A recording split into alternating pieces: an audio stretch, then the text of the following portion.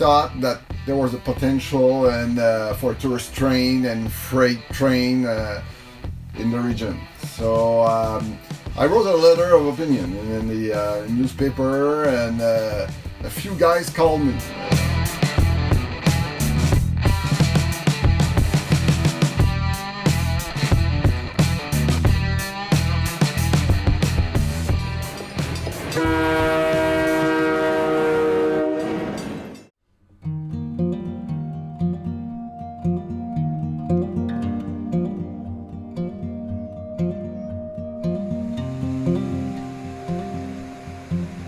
In the rural Chaudiere-Appalaches region of Quebec, Canada, life moves a lot slower than it does in Montreal or Quebec City. Away from the bustling cities and busy highways, there's a patchwork of small towns, farms, and companies that make up the area traditionally known as Beauce. The Beauce and neighboring eastern township regions, like the rest of inhabited Canada in the late 19th century, needed a railway to remain economically connected to the cities and the St. Lawrence River. The Quebec Central Railway was the solution, originally incorporated as the Sherbrooke, Eastern Townships, and Quebec Railway in 1869.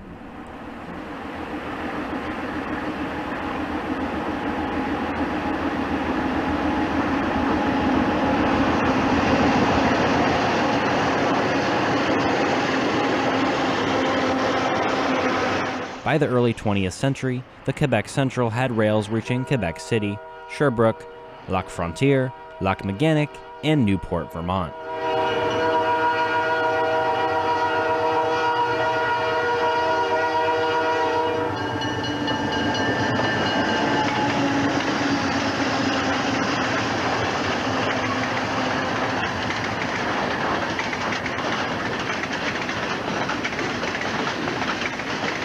After operating for over a century, the Quebec Central ended service in 1994, as it was no longer making money for the company or partial owner Canadian Pacific.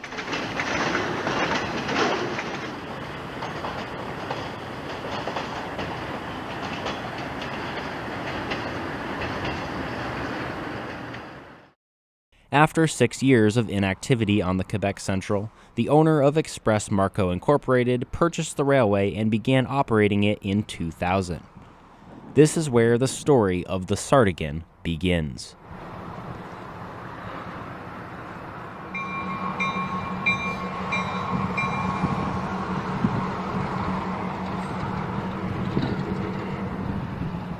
I thought that there was a potential and for tourist train and freight train in the region. So I wrote a letter of opinion in the newspaper, and a few guys called me, as my now associate Stéphane Vachon, and we gathered a group and we started a tourist train in 2000. Talking from one person to another, chance had me meet Martin and our two associates for the tourist train back then in 1994, Carl and François. And we decided, well, if we can't save the whole thing, at least we'll try and save a portion of the line to do a tourist train. But back then we met Mr. Giguère, who had a local trucking company, and he wanted to buy the Quebec Central and start it up as a freight railway again.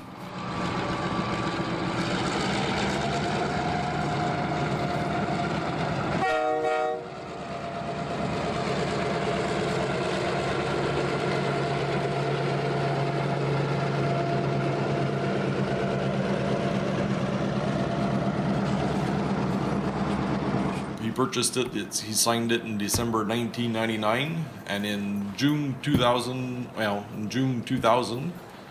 June 24th, we started up the Chaudiere-Appalaches tourist train out of Vallee Junction. And for 6 seasons, we operated on all of the Quebec Central Railway. The main operations were out of Vallee Junction for the daily runs, but we did long excursions everywhere on the line that was open. To Breakyville and Joffre, we went to Lac-Frontiere. On the Chaudiere branch, we went to Sherbrooke, so we do super excursions in the fall. Around 2005, we saw that the Quebec Central with Mr. Giguère, they were going to throw in the towel sooner or later.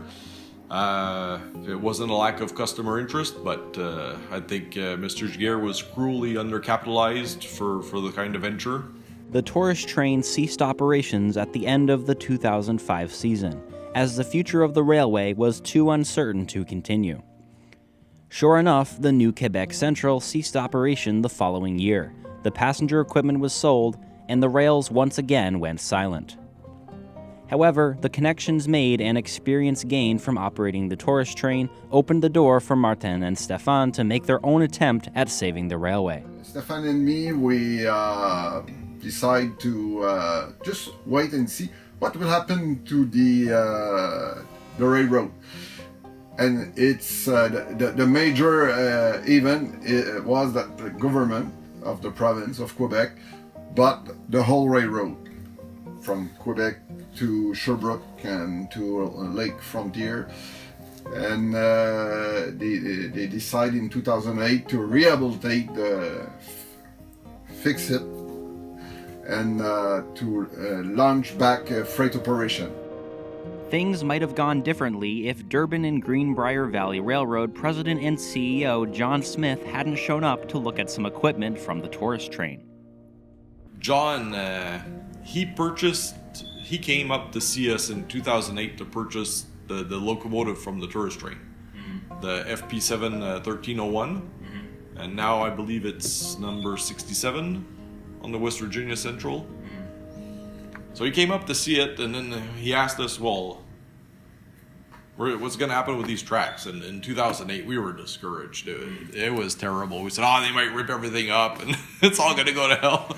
Anyway, so okay. Well, anyway, he came back to visit the locomotive again, and he decided to buy it and move it. And he said, well, what's going to happen with these tracks? So he said, well, by that time, the government had purchased the railway. And we said, well, we don't know anymore. Maybe they'll want to restart it. And he said, well, you guys can operate this. He said, well, we're pretty sure we can, but, we're only tourist train operators. Yeah. He says, well, I'll help you guys. He says, I'll bring you the freight side of the business. I'll help you guys with the freight side of the business. He says, if you were able to move 100,000 people without killing or hurting anyone, he says, you can certainly move lumber. Yeah. He says, lumber doesn't get off the freight car to go and take pictures underneath the frame. Yeah. I said, yeah, it was seen that way. So, and that's how it started. They were supposed to choose a new operator through a competitive bid. Finally, they chose not to choose anyone. And so we chose for them. 2012, we said, well, look, this is going nowhere. We're going to buy a locomotive, bring it on the line. We already had a charter to operate on the rail on the Quebec Central because of the tourist train. We had our provincial railroad charter. So we said, we'll operate it as a freight railroad. There was only one customer when we start in 2013. We bought the RS-18, and we start with the sawmill a few feet away from here, and then after a year we began to operate in a grain mills too. So we have two customers. We're happy. A few hundred cars, and it was like that.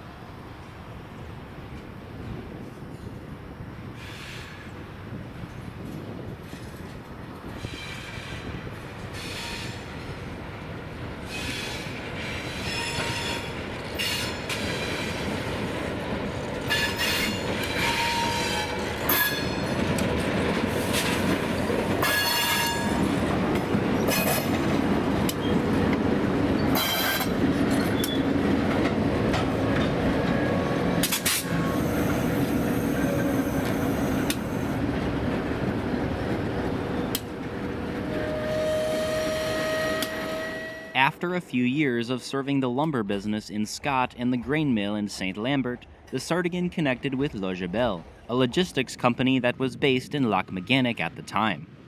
This was a turning point for the Sartigan, and they began to expand the scope of their traffic base beyond just a couple of local businesses. So in 2017, things started to come together with the three counties, with Logibel, They started a pilot project, a pilot operation here in Scott in 2018, sharing the lumber yard with the lumber customers, receiving steel, and that snowballed. And in 2021, they purchased the land in St-Lambert to open the transload there, and inaugurated the transload in summer 2021, and moved the steel and all the other traffic there. So the lumber mills in Scott were quite gracious to share what little space was available.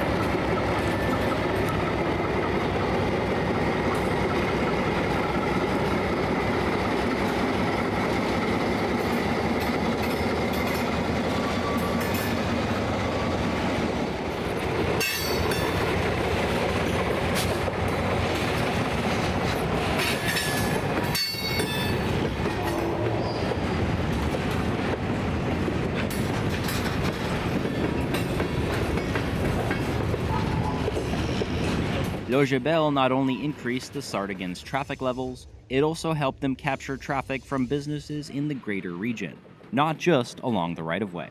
That helped us to go get a lot of customers that were offline, that couldn't have a rail spur. This is a big manufacturing region, so there are a lot of customers who were using rail but had to go to Montreal to use it. So we just brought rail service closer to them.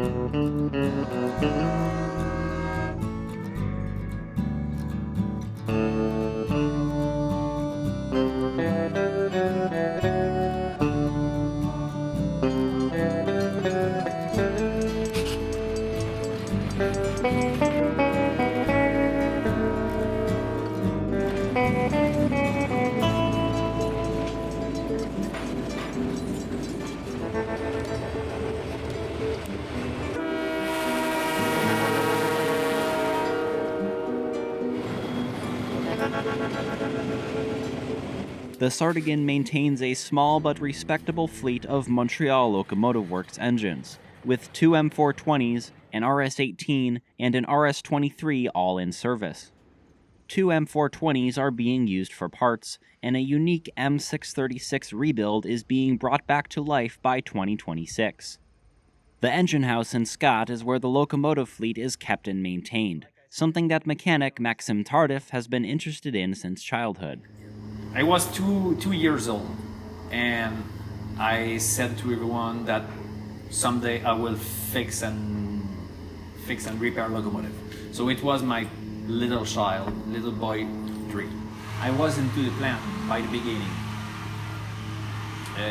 We bought this locomotive, and by the beginning I start with those guys to work on it.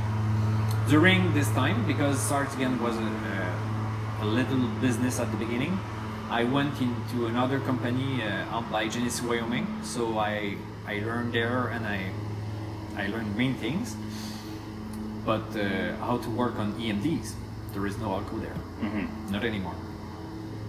So, and then in 2020, the business here was kind of mature to make me here in full time. Yeah, about the shop. We have to understand that we start this railroad by buying only an engine, and it was kind of a challenge for everyone, including the DOT. And the locomotive was sitting just next to our customer. I'm making the most beautiful work in the world, but in between November and March it was a little bit more tough. There is kind of job that are kind of impossible to do during the winter if you are working outside. In 2022, we had the idea to build something over the track, just to put us, the mechanical team, which is kind of only me for now, to have a roof over our head, at least. So we built this in 2022. This is not a castle, and we built it by the dimension of the locomotive that we have. We had the real project and the real plan is to build something not here, but over on a land that we bought. It's going to be in another city than here, and the future shop is going to be more isolated with a real floor, with a real overhead crane, for example, and a real heating system. So this little shop was only to secure us from the weather. Why and how did you come to have a fleet of all Montreal locomotives?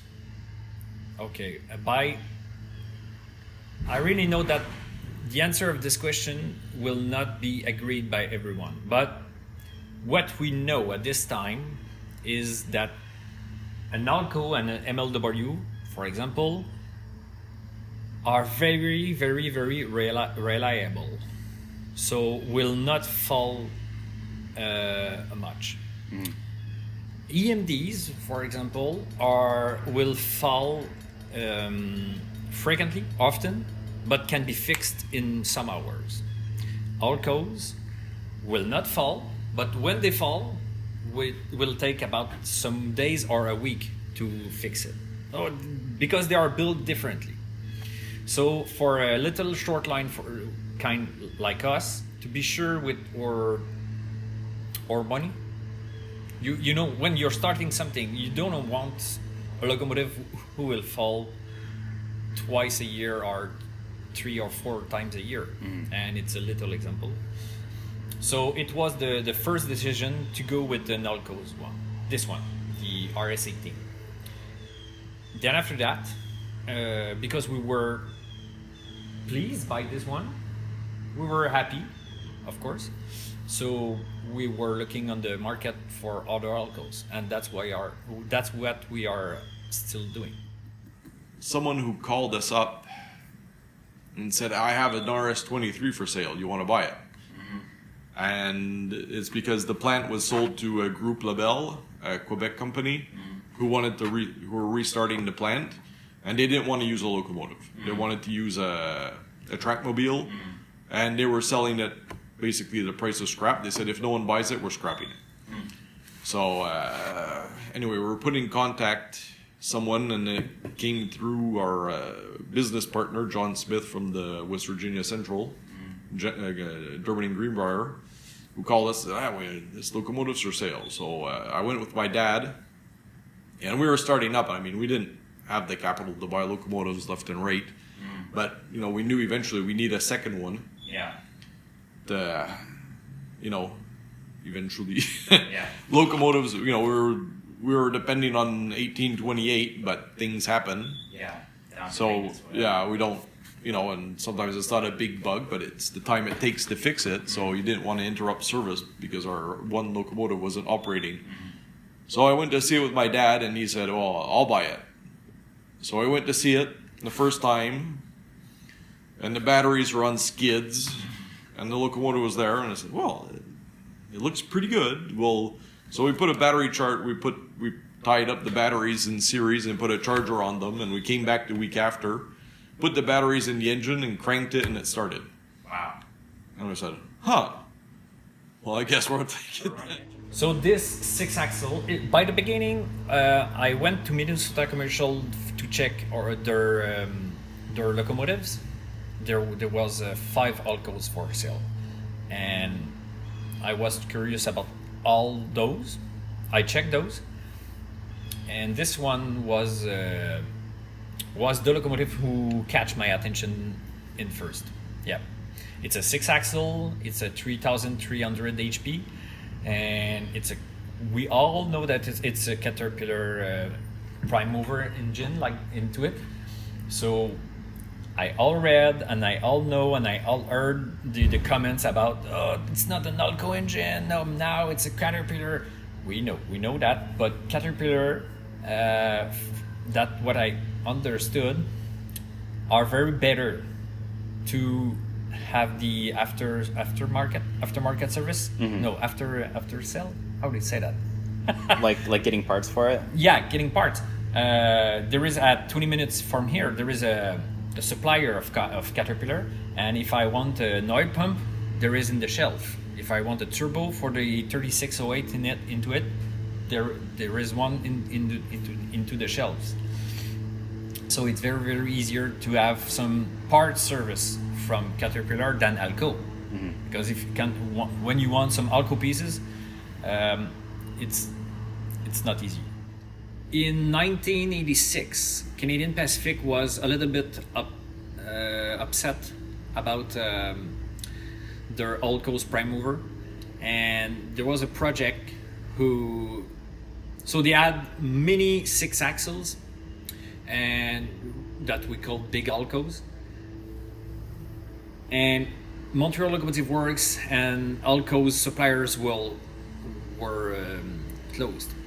So Caterpillar arrived with a project and said to Canadian Pacific, hey, let me make a try and let me demonstrate to you that if I put a Caterpillar prime mover in it, you'll be very flabbergasted, and it's going to be very, very a special one. So they accept the deal. They remove the prime mover and they make all the engineer research. I have all the plans in my office about the architecture of the locomotive, the electric modification and the mechanical modifications. But Canadian Pacific were very pleased and were very happy of this locomotive. It was very strong. It was very very strong and reliable, and they can replace kind of 2 locomotives by this one, so they were very happy of it. But in 1990, you have Union Pacific and BNSF and other big company who put for sale all their SD40s. So for the third of the price, the market was flooded by SD40s for sale. So that's the only reason why this Caterpillar wasn't reproduced. It was built by humans, so we will be able to operate it by humans and maintain it by humans.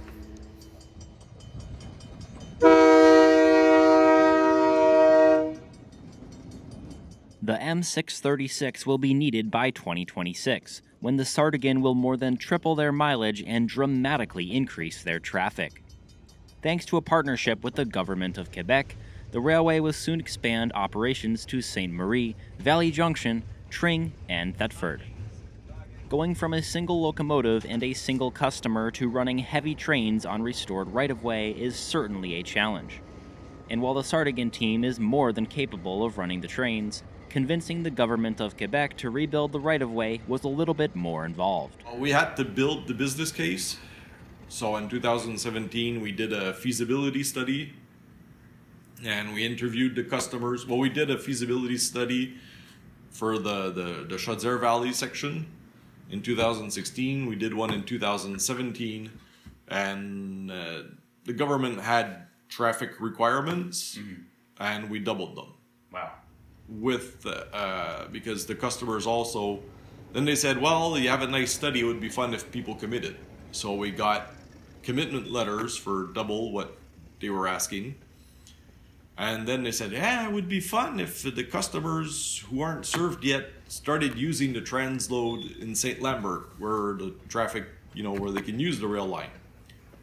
So, okay, so we're moving the goalposts again, but like Canatal and Thetford Mines and Fournier Industries and Black Lake, they started, we worked with them to make it feasible and cost effective to transload in St-Lambert until the rail line was fixed to Thetford Mines, where they'd have it much closer to home.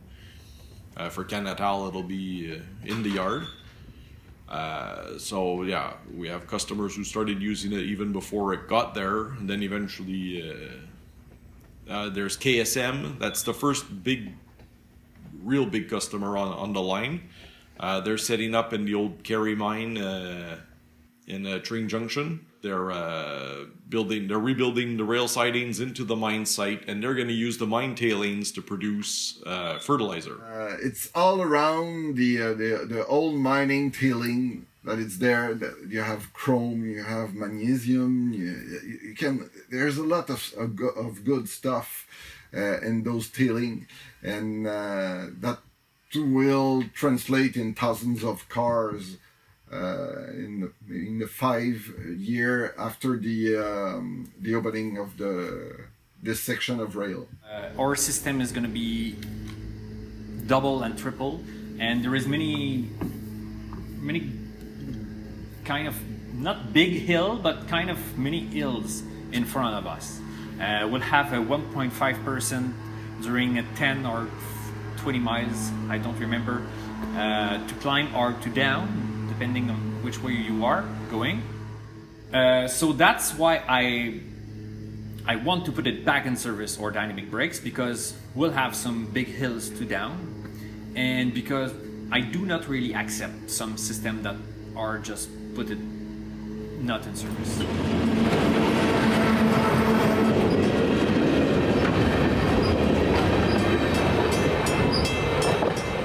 From dynamic brakes to studies and trial services, there's a lot involved in expanding a railway.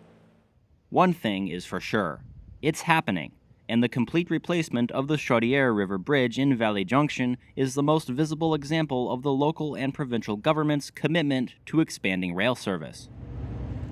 The work being done here at Vallee Junction is possibly the most crucial, biggest project for the expansion to Thetford. As you can see, there is no bridge here at the moment. They're working on it, but that should be done by mid to late next year. Vallee Junction is home to the Railway Museum of Beauce, where the Sartigan team started the tourist train back in 2000. Although nothing is confirmed, the railway hopes to host tourist trains once again in the near future.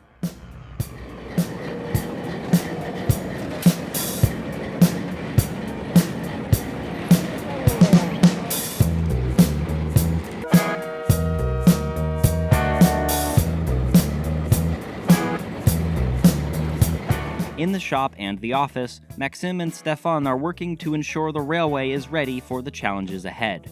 But serving the current customers in Scott and St-Lambert remains the #1 priority. After a break for lunch, they would take engine number 2044, an ex-British Columbia Railway M420W, up to Logibel to reposition cars and begin to stage the train to Joffre Yard for the following day.